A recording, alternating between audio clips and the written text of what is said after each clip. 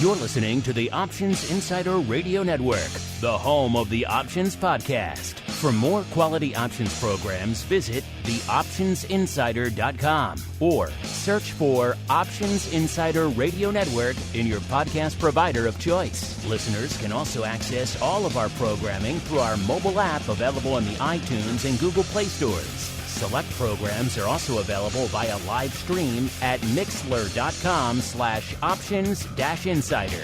That's mixlr.com/options-insider. Don't forget to follow along with your favorite programs and submit your own questions for the hosts at twitter.com/options, stocktwits.com/options, facebook.com/theoptionsinsider, or via questions at theoptionsinsider.com.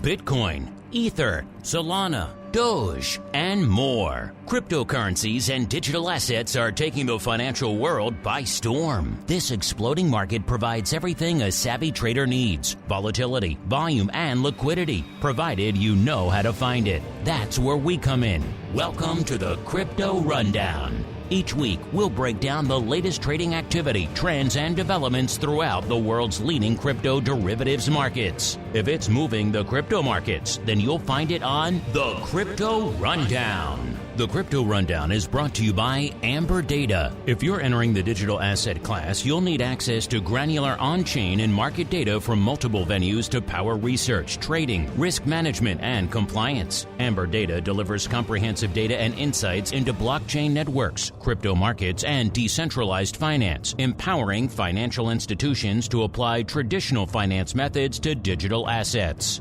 Amerdata eliminates the infrastructure setup, integration challenges, and maintenance headaches to access digital asset data, reducing cost and time to market to enter the digital asset class. Learn more and download their digital asset data guide at www.amberdata.io. Now it's time to dive into the exploding world of crypto derivatives. It's time for the Crypto Rundown.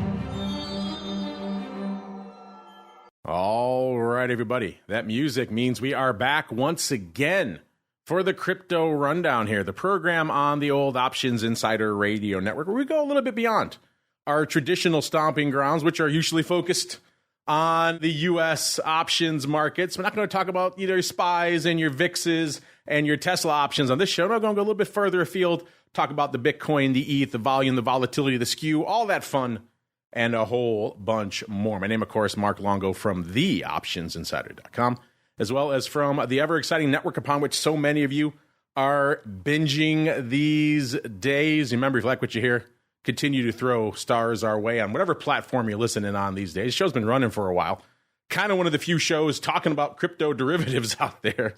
Kind of nice to see the feedback we get from you out there. The network's been around for a while as well, but of course, this show, to me, is still the new edition, even though it's been around for probably 4+ years and now out there. So new reviews, new stars do keep helping new people continue to discover the show. Again, these markets exploding all the time, new people discovering them. They need a place to turn.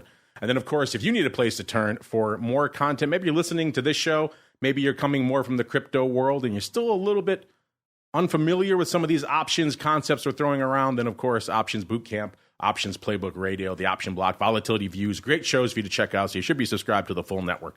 And, of course, if you want to go above and beyond, get some exclusive content, then theoptionsinsider.com/pro, the place to go to learn more as we learn who's joining us today as we roll out the Crypto Hot Seat.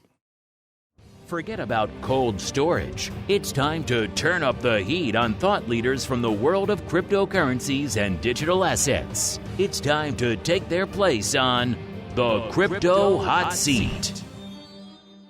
All right, everyone, welcome to the Crypto Hot Seat, the portion of the show where we welcome on guests from throughout the world of crypto derivatives and indeed beyond. And next up is a newcomer to the program and indeed to the network. He is Luuk Strijers, the Chief Commercial Officer over there at Deribit. Luuk, welcome to the Crypto Rundown program.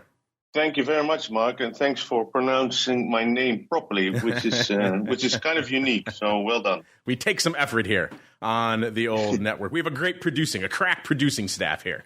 at the end of the day. But Luuk, I'm happy to get you folks on from Deribit. It seems like we've been analyzing your flow on this show for years now. So it's great to finally talk to you folks and get some insight into everything that's going on over there. Before we do that, as we are wont to do with all of our first-timers here on the network, why don't you go ahead and give our audience a bit of an overview of your background in the crypto and indeed derivatives markets, as well as what it is you do day-to-day over there at Deribit. Sure. My name is Luuk Strijers. I'm Dutch. I started out, I think, almost 20 years ago, 18, 19 years ago, in Amsterdam, capital markets, moved to the option space, I think 2008, 2009, for a company called The Order Machine, which was a new venture in the Netherlands focusing on competition in single stock options as well as index options owned by Nasdaq, ABN AMRO, Optiver, IMC, and those type of entities. And after that, I moved to Singapore, worked for about 5 years for SGX, the Singapore Exchange, was responsible for all issued products, which was stuff like ETFs, but also like warrants, CBDCs, leverage certificates, that kind of stuff. And then I joined Deribit in 2019, was in the Netherlands for Deribit for a year, and then moved to Panama for, I think, 2.5 years, and moving to Dubai now in a few weeks' time. So my role is Chief Commercial Officer, which implies that I look at clients, products, essentially the entire outside world that engages our platform one way or another. Quite the international sampling. I've always was amazed in my time on the floor here in Chicago how the intersection of that Venn diagram is between the options world and the Dutch market. A lot of Dutch representation Yes. in the world of options out there. So you folks were ahead of the game way back in the day. Let's get to some of the fun stuff that's popping off over there right now at Deribit. You guys making a lot of headlines these days. We'll start with probably the big one. Then I want to drill down into some more specifics about what's going on over there on your platform at the end of the day. A lot of people really excited, interested in your announcement recently that you're getting into the spot side. Obviously, we love options here. We're going to get into all that fun in a little bit in volatility. But spot is what brings a lot of people to the dance at the end of the day. And one of the frequent complaints we've had from a lot of our listeners over the years, Luuk, who are usually very savvy options traders, and they're used to kind of the deep liquid markets they get here in the U.S., whether it's for underlying or whether it's for the options or indeed for the futures, is that crypto is too expensive. The transaction fees are enormous, especially when you compare them to a lot of the liquid products they're used to trading here. Sounds like you folks heard that complaint because you're diving into the spot side and going free. Why are you guys deciding to launch that now here, Luuk? I think for us, there's a difference between, let's say, two types of spot. One is fiat on-ramps, which is always expensive. When you convert dollars, euros, or whatever you have into crypto, it's heavily regulated, and these firms that engage in that kind of stuff simply have to charge slightly extra for all the hassle. And what we do is simply converting BTC or ETH into USDC, which is also what we call spot, but it's a simpler version than fiat on-ramping. And because of its simplicity and because we see it as an additional service, we decided to do it for free. So we have a limited product range, and in order to optimize trading, we simply want to encourage everyone to be able to convert whatever size they like, whenever they please, at zero fees, which is important when sometimes the focus is on ETH, sometimes the focus is on linears, sometimes the focus is on BTC, and we want to enable everyone without friction to do that. And before we had spot, we had a smaller solution, which we called the swapper, which was smaller size conversion, or people would have to go elsewhere, which is, of course, a pity. So we essentially see this as complementing the platform and making our offering complete. Obviously, you have a lot of professionals and market makers floating around on your platform as well. They need to hedge with a lot of the underlying. So was a lot of this driven by feedback from them? You wanted to just facilitate some of their hedges, make it a little bit easier for them as well, Luuk? Exactly. So what we launched is the base pairs, BTC, USDC, ETH, USDC, BTC, ETH. And we didn't launch, let's say, the alternative available spot pairs like everything you can imagine. So this is like step one. Step 2 might be adding all the other pairs. So this is simply to complement or to finalize our offering, enabling our market makers, our essentially our full client base, to convert whenever they please. And also, secondly, it's always difficult to onboard new clients. So marketing for a niche product is difficult. So we also use it, of course, as some way of opening the door to new clients. Well, the other common complaint we hear from a lot of our savvy listeners who are dipping their toes into crypto derivatives is, man, the spreads are killer. The spreads are just too wide. Sounds like you heard this one as well, Luuk, over there at Deribit, because the other big change you're making very recently, just last month, I believe, is that you went across the board and reduced your tick sizes in your order book. So catch our listeners up who aren't familiar. What changes did you make, and how did you go about tightening things up? Yeah, so we reduced the tick size for smaller, lower priced options. So tick size is a very sensitive topic because it's for the buy side traders, it's essentially the spread. So they have to cross the spread to position themselves, and for the makers, it's essentially their earnings. So they want it as big as possible, and the other side wants it as small as possible. And whatever you do, it's always sensitive. So you have to do it in a, I think, gradual way. You can't do it across the board in one go. But I think in the long run, we will strive to reduce tick sizes further to enable traders to trade as efficient as possible. Market makers are always going to complain, Luuk. As a former market maker myself, we're a grim lot. I was very upset when they went from 16ths and 8ths to pennies. So, we're always going to complain about progress at the end of the day. But, of course. But in the end, it should balance itself out, right? So we strive to grow the market, and stuff like this should also grow volume. So, sure, market makers will complain. The volume will increase, hopefully, and the spread might decrease a bit. But in the end, it's for the good of the entire ecosystem. Exactly. If you bring more volume to the dance for them, I think they'll be happy at the end of the day. Yeah. Let's dive a little bit deeper into some of the cool things you have cooking over there on your platform. We obviously like talking about volatility on our network. We, of course, have a whole program designed around all of that. But, of course, we have dabbled in the past in a lot of products that have attempted to replicate what's going on in the volatility space here in the U.S. equity markets. In the crypto space, with varying degrees of success, we've seen a number of different approaches at that over the years from a variety of different venues out there. You guys over there at Deribit are now jumping into the fray as well. You recently launched DVOL, which is the Bitcoin volatility product. Very interesting. I like the fact that you came out right away and said, you know what, this isn't a fear gauge, this is an action gauge, which I thought was actually an appropriate comment because we've seen a lot of people conflate VIX and Bitcoin vol because they're used to underlying goes down, VIX goes up. And in the Bitcoin space, not exactly that kind of way at all. The skew could be all over the place. So very intriguing, but I'm getting ahead of myself. You can tell I'm excited about this here.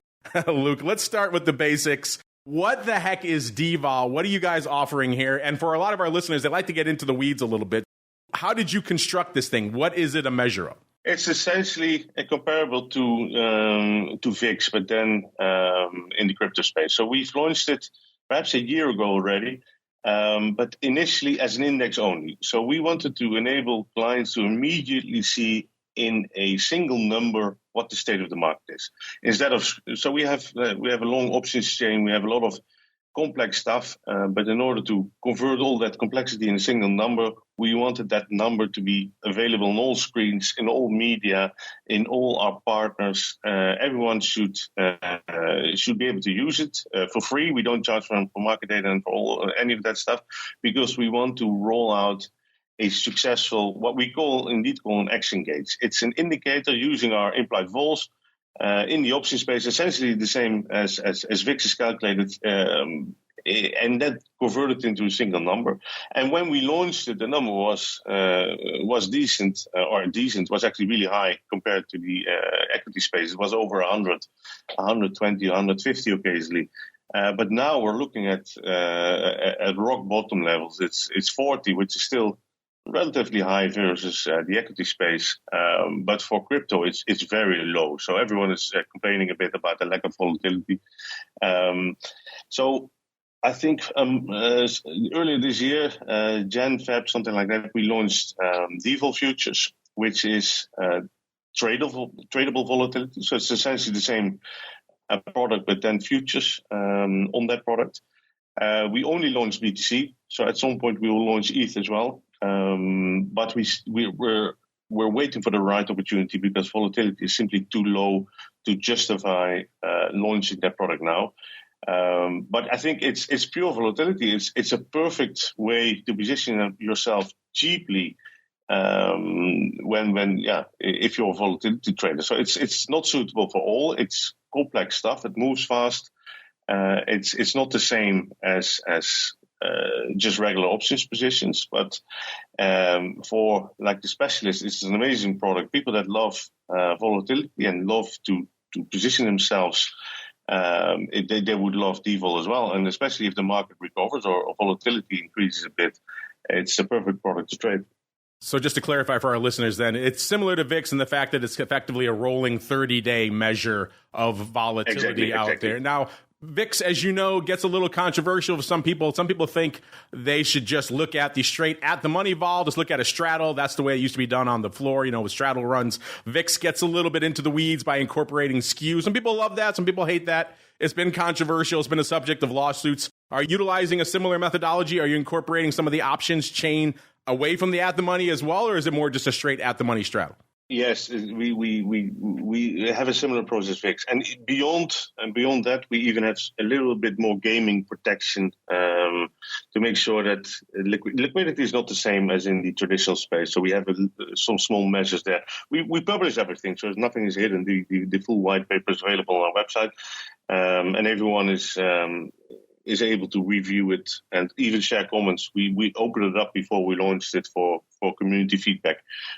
We send it to all the big takers, as in the people who are potentially trading this stuff, and as well as the makers. So it's more like a joint project where we all think, and no one has criticized the product. It's simply the lack of volatility that reduces trading slightly at the moment. Yes, volatility, as we mention every week on this show and a lot of other shows on the network, very anemic, especially in the crypto space these days. That's interesting. So you have put some safeguards in place to prevent what we're seeing going on in the VIX land, going on in the DVOL product, which is interesting. And you mentioned it's kind of new, the futures only right now. How is the volume in the early days? It's when we launched, the volatility was higher, and now it's limited. It's a few $100,000 a week, so it's very limited. But it's also not really being promoted at the moment. So it's more like a dormant product, which a few market makers are keen to quote, and a few traders trade every now and then. But it's not a big volume contributor at the moment. So if you look at our market, we trade, let's say, 50 billion a month, approximately notional. 2/3 of that is options, so pure options. Let's say 15% is futures, so that's the options hedge, and then around 20% would be the perpetual, and beyond that, so stuff like DVOL, our linear perpetuals, as well as spot, is still limited. So the 50 billion is for, let's say, 49 billion is the perpetual, is futures, and predominantly options. So that's our core market.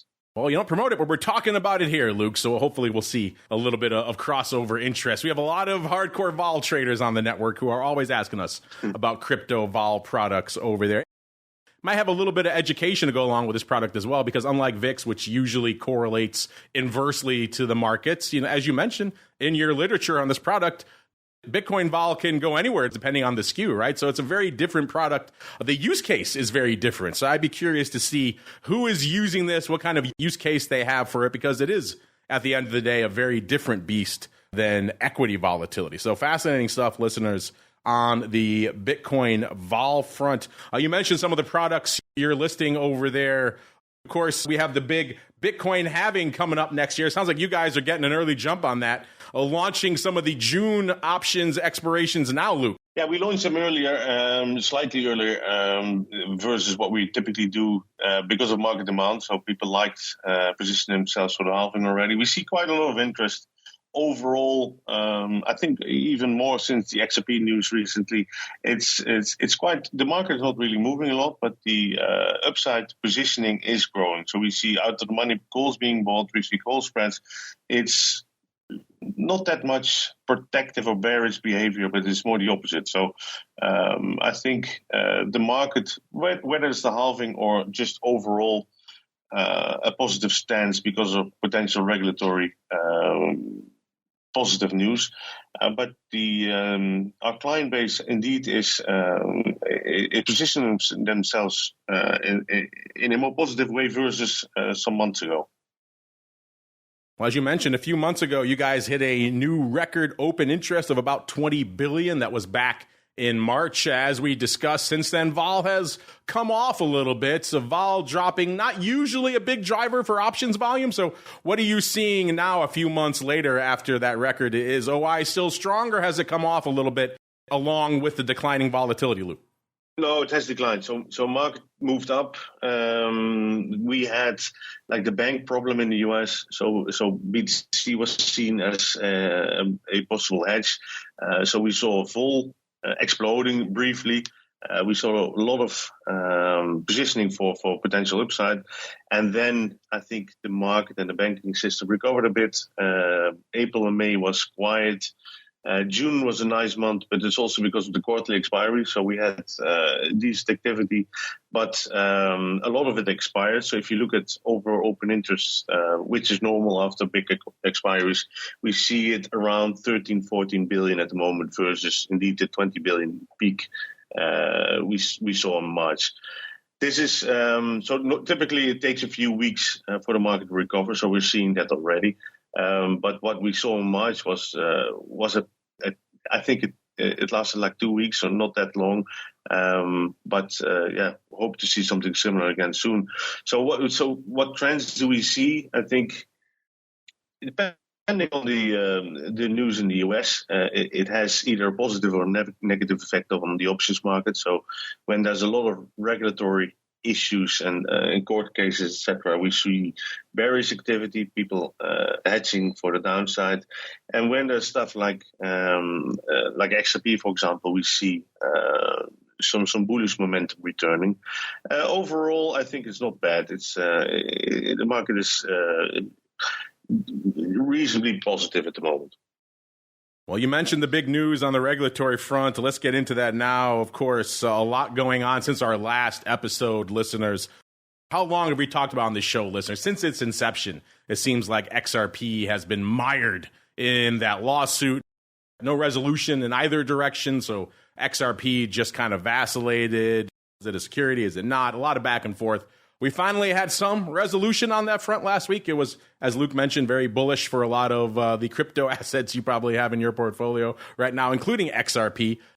Much anticipated pop out there. Then, of course, coming in right at the start of the show, we have Gary Gensler coming in and throwing some cold water on that, which you could probably expect he was going to do. He's come out many times as not a fan of a lot of these products, and sounds like including XRP, and kind of throwing a bit of a warning out there to the XRP hodlers out there. So that seems to be weighing on markets right now. But let's start there, Luuk. As an exchange venue yourselves, what were your thoughts on the big action we saw here on the regulatory front here in the U.S. over the past week? Of course, the final somewhat resolution of this ongoing saga with XRP, and then now our regulators coming in and throwing a little bit of cold water on that front, sir.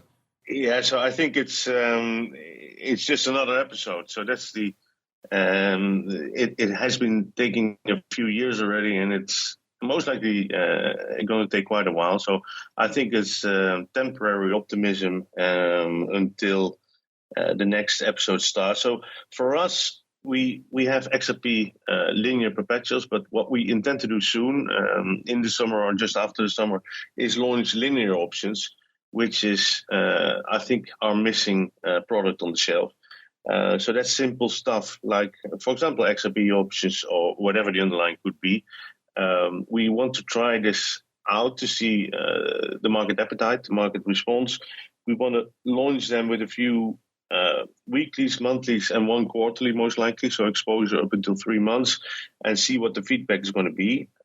I think it would complete our offering. So I mentioned before, we want to have spot, and this is like the missing component. So we want to have a few linear options as well, see what the feedback is, and then potentially expand. So we could do more, we could do longer expiries.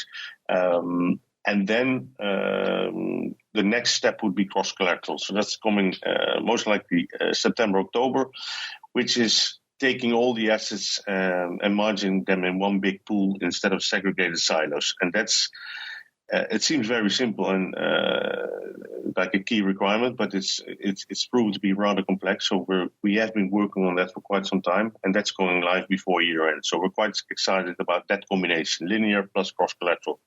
Interesting. So XRP holders out there, they'll have some more options, pun intended, in the near future. Well, Luuk, we've been analyzing the flow on your platform on this program here for years. And the number one question we get at the end of the show, usually from a lot of our listeners, is we love all this stuff you're talking about here, but as a U.S. resident, U.S. customer, I just can't trade it. Obviously, as we just discussed, the U.S. regulatory scene still highly fluid, to put it charitably. So it's hard to give any real insight. I'm sure you get asked this question all the time. What are your thoughts on when you can expect, or maybe what you're anticipating at Deribit, you can really start incorporating U.S. users down the road, sir?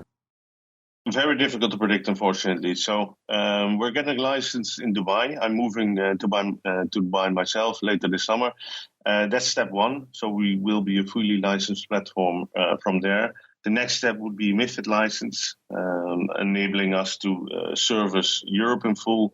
And then the next step would be other countries. But still, the lack of regulatory clarity in the US, especially when it comes to cross-border platforms like us, will most likely not push us to enter the US anytime soon, unfortunately. So the only way you would be able to trade would be leaving the US, which is a lot of people are doing. So if you really want to trade our platform, you're more than welcome in Dubai or wherever you intend to go. But sadly, we can still not enable or onboard US clients. Yeah, Luuk might need a roommate in Dubai, so hit him up, listeners. Maybe you can share a space and sling some Deribit. We have seen many attempts here in the U.S. to try to replicate what you folks are doing over there at Deribit with varying degrees of success. Some of the largest in terms of volume, what volume there is on the regulated listed front is, of course, what CME has offered with the Bitcoin and the Ether futures and options, and, of course, micro futures and options as well. We saw somewhat infamously what Ledger X did, which became FTX US derivatives, and we all know how that saga went. Seems like MyX has bought them now, so maybe they have a new lease on life. But for whatever reason, a lot of the listed options here in the US, Luuk, never really seemed to gain a lot of steam. What are your thoughts on the listed products we've seen here in the US that are attempting to offer some sort of crypto future or option for the US audience, and why maybe the majority of them have yet to really catch fire? We've seen competition from within the US and outside of the US. So there's plenty offshore platforms that try to offer something similar as well. We still have 85-90% market share. I think there's a few reasons. One is options is our core product. As I mentioned before, like 2/3 of our volumes are options, and we will do whatever we can to protect that. So that means offering the best products, the best margining solution, the fastest engine. We have dedicated hardware, so we're not cloud-based. You can cross-connect, you can colo, all that stuff is available. We have multicast, which is unique in the crypto space. So we have a bunch of these institutional offerings that no one else has, and we keep building more of those. So 80-90% of our volumes are institutional, so we service all the big names in the world, and we intend to keep that position. And for many others, it's a side product. So for them, options would be literally optional. It's nice if it works, but it's not terrible if it fails. And for us, it's essentially our survival. So we're all into options, and that means that we will always be most likely faster and better than the competition, or at least that's what we hope to be. And I think a common mistake in the comparison would be the success of the traditional options market in the US. If you look at options are traded more than spot, and people think that the crypto space will be the same in a few years' time. I think what you're forgetting is that the perpetual exists in the crypto space, which is efficient and very simple leverage for the masses, essentially. So a lot of people that in the US trade options because of the absence of a perpetual product. So in the crypto space, the perpetual exists, and that's why a lot of our competitors struggle to activate clients simply because their existing client base trades another product, and it's difficult to convince them of the other features of options. So stuff like volatility, strategies, it's rather complex, and you need to educate yourself properly, and that takes time. So the overall available market is simply not the same for, if you look at platforms like Binance, they have hundreds of millions of clients, and we have thousands of clients. It's not the same audience. So I think it's a niche market, and therefore more difficult to reach, more difficult to educate, and it's a longer roadmap. Well, Luuk, this has been a fascinating conversation. I appreciate you joining us at late evening for you folks over there. So I appreciate you taking some time out of your evening to join us here on the show. Like I said, we've been talking about your flow on this show for years. In fact, once I hang up with you, I'm going to go analyze a bunch of flow on your platform for the rest of this show. So we're very well versed in Deribit flow here. Nice to finally get a little bit of insight from you folks onto what's going on over there. But before we go, we like to leave our audience wanting more, Luuk. So we hit on a lot of the new initiatives you have unrolling over there at Deribit in the coming weeks and months. But that said, if there's anything we forgot to touch on, or maybe you want to leave our audience with a little bit of a hint, a little bit of a tease of what they can expect coming from Deribit in the coming weeks and months, now is the time, sir. The floor is yours. For us, as mentioned, it's difficult to activate new clients. So what we're trying to do is make our UI simpler. So we have an amazing UI, but for a lot of people, it's overwhelming with too many Greeks, the full option exchange. So we try to make it more simple, or at least optional. You can choose the complex one or the simple one. So we've launched stuff like a vol service. We're launching an options wizard, so a simple version. We're launching new UI components in line with the simplicity, so like to offset the complexity. But I personally believe in linear as well as cross-collateral the most. So cross-collateral will bring a lot of capital efficiency. So you no longer have to segregate BTC, ETH, etc., but it will be one big pool. Which will be, I think, quite amazing, especially for the larger institutional clients. So it really will relieve their capital constraints and the linear options. So the linears will allow us to be more involved with what's happening in the market. So stuff like the XRP news. I think it would be amazing should we've had daily options on the XRP. The returns we would have seen those days would be crazy. So I think having that kind of stuff beyond just the regular BTC and ETH products would really make our product shelf very interesting. So those are my personal favorites. Very interesting stuff. Listeners, you know where to go to check out more. Just search for Deribit at Deribit Exchange on Twitter as well. DERIBIT, of course, Exchange, all one word there on Twitter. And Luuk, we appreciate you joining us here today, and we'll look forward to seeing. We talked about a lot of stuff, how all of this unfolds over there in the marketplace in the coming months, Luuk. You're welcome. Thanks for having me, and look forward to talking to you again at some point. Yes, now I have to go talk about the rest of the flow on your platform, Luuk. So if you'll excuse me, we'll keep on rolling right on into the Bitcoin Breakdown. It's time to explore the latest trending activity, trends, and developments across the world's leading crypto market. It's time for the Bitcoin Breakdown. Well, listeners, that was a fascinating segment. Hope you enjoyed it, talking to the folks behind all the flow we're talking about here on the show week in and week out, and have been doing so, of course, for years. Some fascinating stuff there. Of course, zero fee spot. I know that'll resonate to a lot of you. Tighter spreads for those of you out there in Dubai and other markets who can actually trade those options. DVOL, very fascinating. We've seen a lot of different tilts at that crypto volatility windmill. Will DVOL be the one that stands above the rest?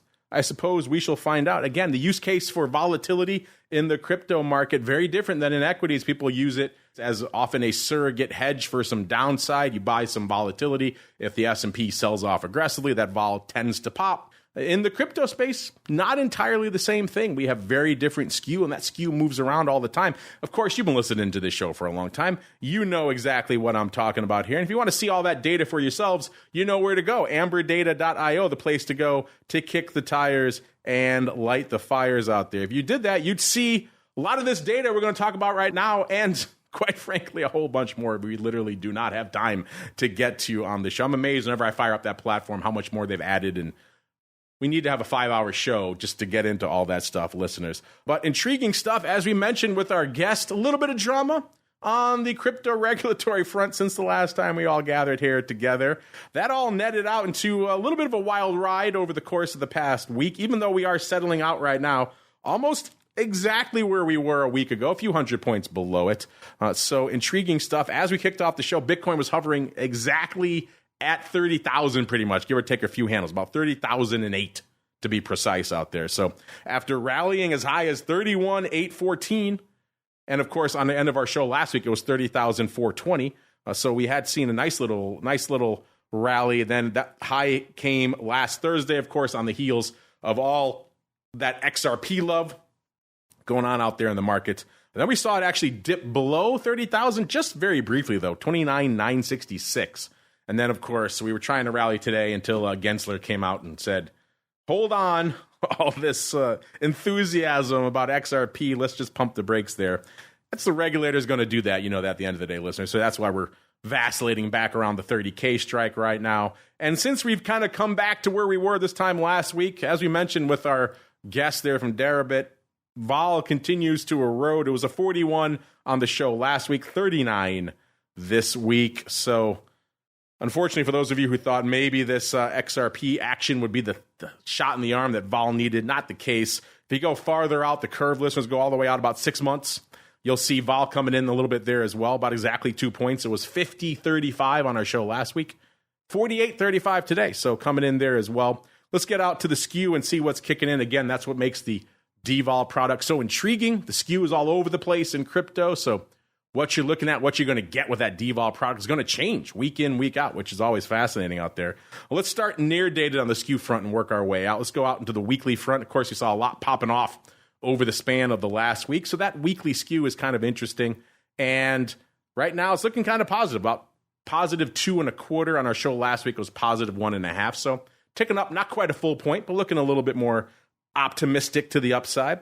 In terms of going a little bit farther out, your traditional 1 month 25 delta put, 25 delta call skew, that's looking pretty similar to what it was this time a week ago. It was about a 1.25 to the upside last week and about 1.33 to the upside this week. So not a heck of a lot of evolution there. If we go a little bit farther out, 6 months, again, 6 months skew, you're not going to see a ton of evolution that far out. And that's pretty much the case this week. It was a 4.20 on the show last week, a 4 even this week. So not a heck of a lot of evolution there. We are starting to see a little bit of the OI start to slowly claw its way back since the expiration cycle for June, which took just a lot of stuff off the top. Right now, we have about 191,000 contracts open over there on Deribit, up about 9,000 on the week. The puts, 83,000, up about 2,000 on the week. If we're looking at the top open interest movers and shakers out there, what are the big positions that have really piled in or maybe closed things out since our last show? And we have a tie for the number 4 and 5 spot. The 35,000 calls and the 34,000 calls have both gained about 1,500 contracts since our last show.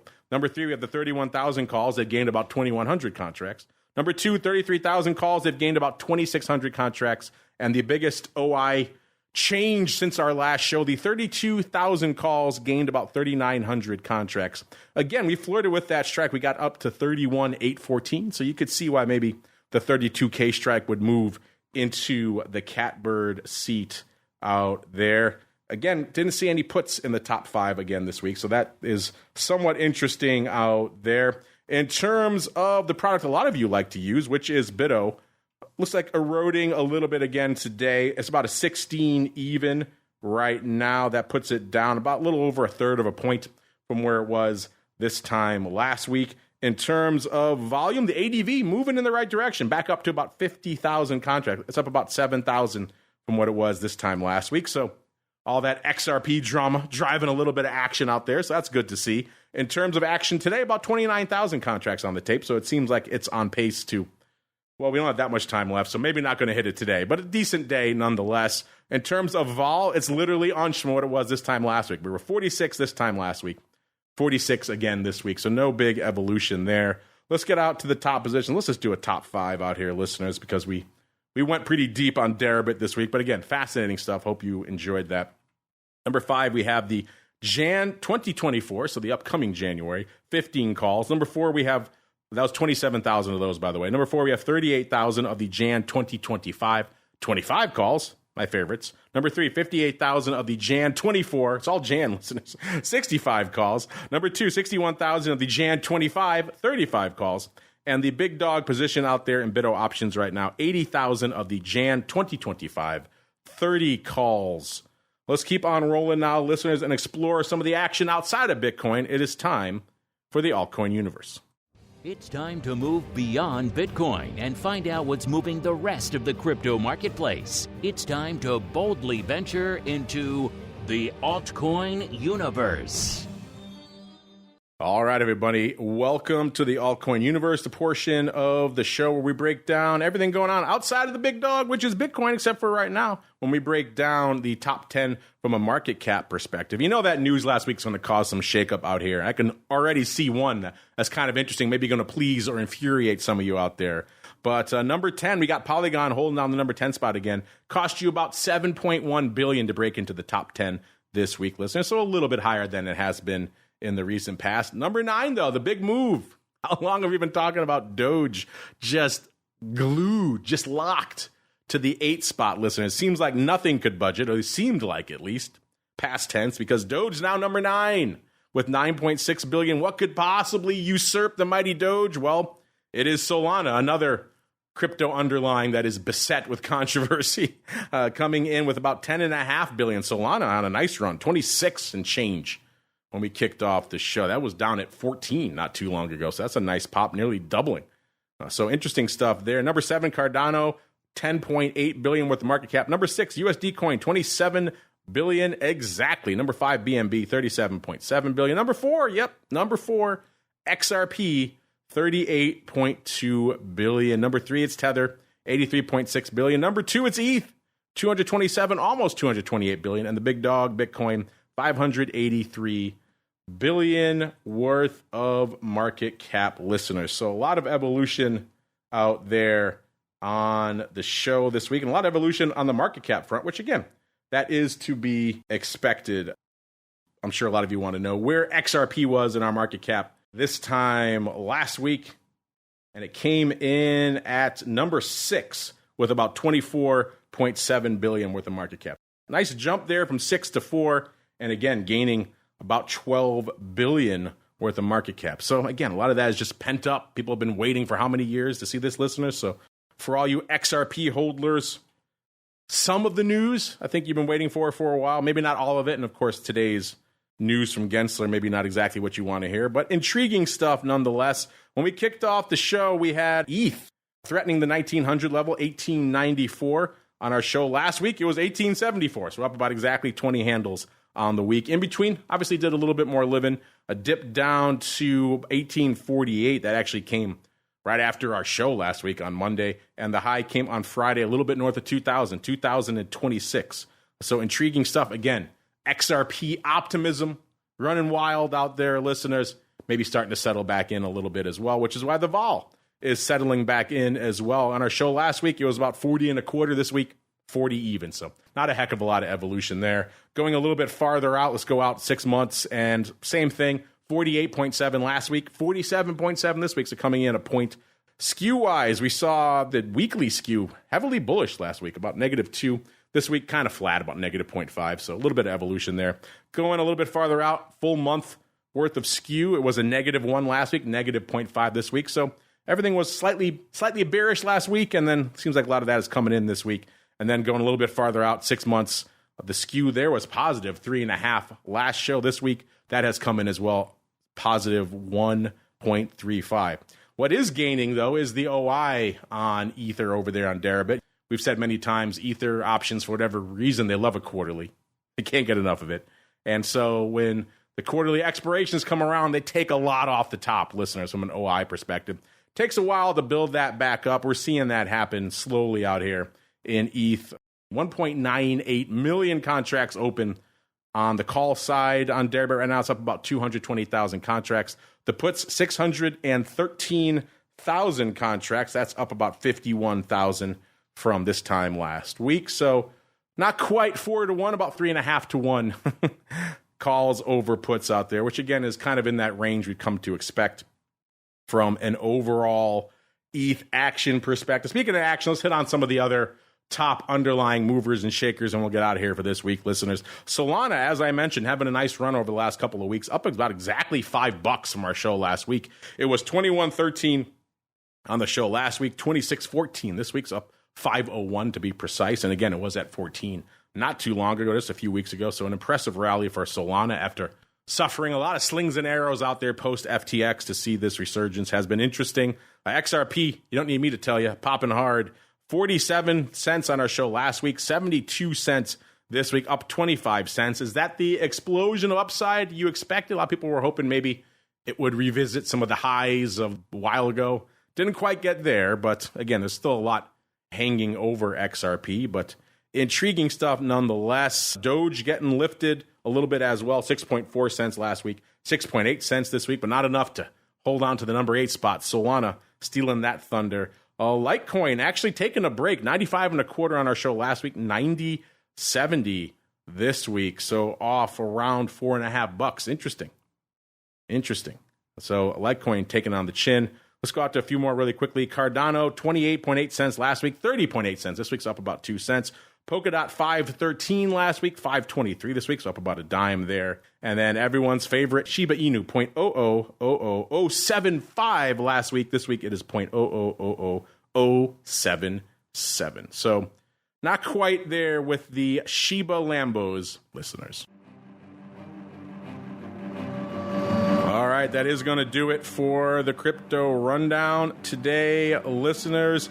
I want to thank our guest for joining us today. Luuk Strijers, the Chief Commercial Officer over there at Deribit. A lot of fascinating stuff cooking, and, we've analyzed their flow for a long time. I know for a lot of you, it's still a difficult platform to trade on, but the flow is there, the volume is there, the volatility is there, so that's where we have to be from an analysis perspective. I hope you appreciated hearing from them on what's cooking over there and a lot of the new products and offerings they have on their platform. That's going to do it for us today, live on the network. Back again tomorrow, listeners, with all of our usual array of content. For those of you out there on the pro side, another great pro Q&A coming at you tomorrow with the folks over there at Interactive Brokers. And then on Wednesday, of course, your usual live dose of Options Bootcamp. By the way, if you want to participate in that pro Q&A, got to be part of the pro, theoptionsinsider.com/pro, the place to go to learn more. Thursday, of course, the option block and This Week in Futures Options, where on that latter program, we do touch on a lot of the regulated side of the crypto space here in the U.S., so the CME offerings in particular. So check out that show if you want a little bit more crypto in your lives. And, of course, Friday, we talked a lot about vol today, volatility views. And then after that, for you pro folks, we come back for Options Oddities. Then we're back again next Monday, another episode of the Crypto Rundown. Stay safe out there, everybody.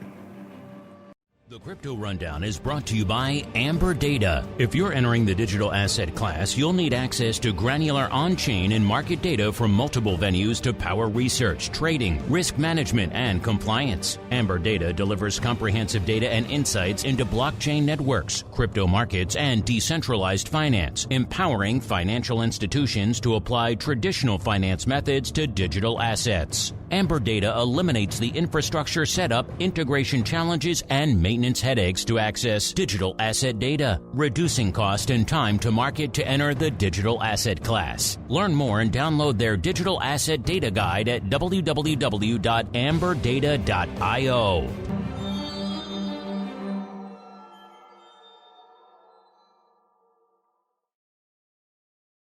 You're listening to the Options Insider Radio Network, the home of the Options Podcast. For more quality options programs, visit theoptionsinsider.com or search for Options Insider Radio Network in your podcast provider of choice. Listeners can also access all of our programming through our mobile app available in the iTunes and Google Play stores. Select programs are also available via live stream at mixlr.com/options-insider. That's mixlr.com/options-insider. Don't forget to follow along with your favorite programs and submit your own questions for the hosts at twitter.com/options, stocktwits.com/options, facebook.com/theoptionsinsider, or via questions@theoptionsinsider.com.